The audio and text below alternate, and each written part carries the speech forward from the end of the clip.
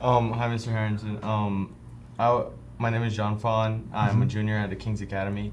Okay. And I wanted to ask you, from being an investigator and seeing like death firsthand, seeing rape and all other bad things that you would see on a crime scene, how does that influence your faith? How does that make it stronger or weaker? Do you ever doubt yourself on why God does this? So it does. It's helpful. But I'll tell you honestly, before I became a Christian, I just didn't struggle with those kinds of things. I think basically what the job does is it weeds out the kind of people who are uncomfortable in death scenes. So if that was somebody who I was to begin with, somebody who was really uncomfortable with it, I think I probably wouldn't stay in the job for very long. I will tell you sadly, what happens is the more you do these kinds of jobs where you see victims of all different kinds of age groups, some victims who are, just, you see the terrible stuff, right? And so what happens is, I'll just say this, you start to draw the circle back pretty tight to who it is you're willing to cry about. And so I've drawn it back so tight that really the people who are in that circle that I'm wanting to cry about are probably my wife and my kids. My dog's in that circle, but my cat is not in that circle, okay? So that's just how it is, right? So, because if you don't do that, you'll encounter a crime scene and you won't be able to work it. You won't be able to investigate it. The bad thing about that is from a Christian perspective, I ought not draw that circle so tight.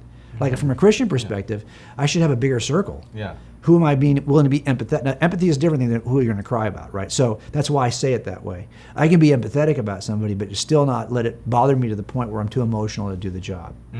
So part of what does help from a Christian perspective is that I know that I'm not limited, that these people who are here, you wouldn't be upset to enter your kitchen and find broken eggshells.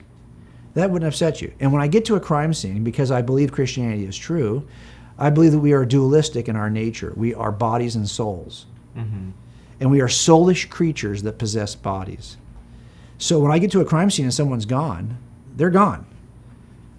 The eggshell is all that's left. And you wouldn't get upset about eggshells, so I'm not upset about bodies. Because a lot of that, I feel like the soulish creature who is the person who is really that identity of that person is no longer there.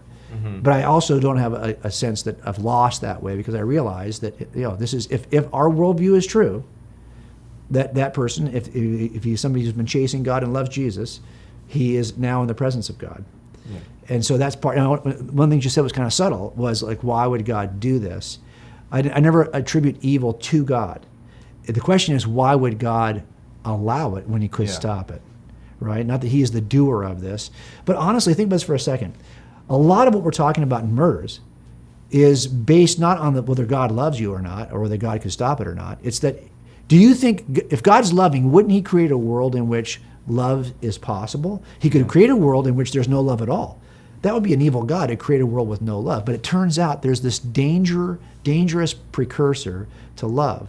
It's called free agency. If you want a world in which people can, I can't force you to love me. You have to choose that freely. I can't say you will love me. You could say, okay, I love you. Well, it wouldn't be true, right? So you have to do that freely. So I have to first give you the ability to act freely, but that means you have to have the ability to also hate me. That's part of freedom. So in order to create a world in which love is even possible, God has to first create this dangerous world in which hate is also possible.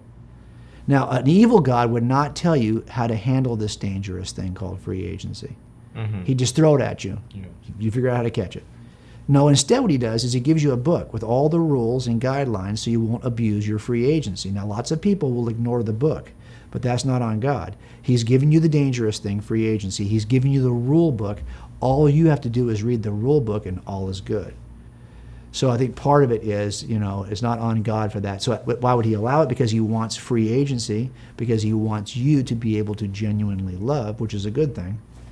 And so that's why I think he allows you that free agency. All right. Thank you. Yeah.